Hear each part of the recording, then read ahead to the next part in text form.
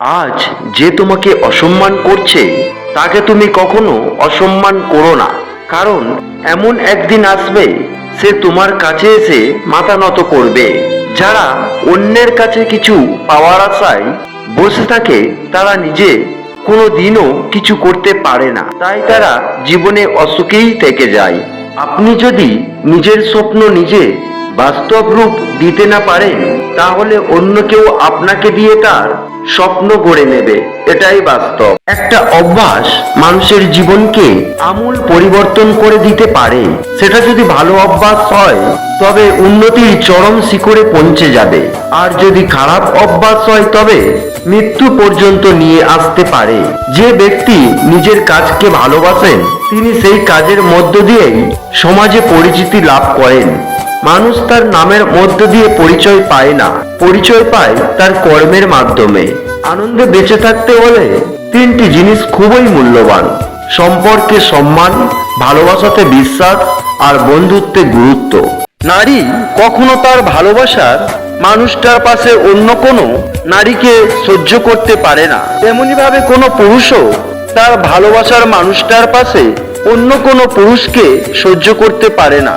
যারা তোমাকে সাহায্য করেনি তাদের উপর রাগ না করে ধন্যবাদ দাও, আর তাদের কাছ থেকে দূরে সরে গিয়ে সামনের দিকে এগিয়ে যাও।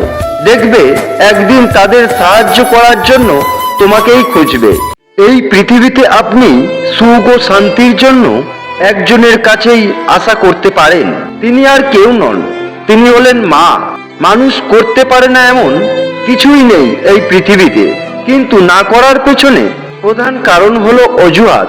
যতক্ষণ আপনি নিজের সমস্যা ও কঠিন পরিস্থিতির জন্য অন্যকে দায়ী করবেন ততক্ষণ আপনি আপনার সমস্যা ও পরিস্থিতিকে বদলাতে পারবেন না। খারাপ সময় মানুষকে দুটো জিনিস শেখায়: এক, জীবনে বেঁচে থাকতে হলে লড়াই করে বাঁচতে হবে। দুই, নিজের জীবন নিজেকেই তৈরি করতে হবে। অন্যের আশায় বসে থাকলে কোনো দিনও ভালো কিছু হবে না।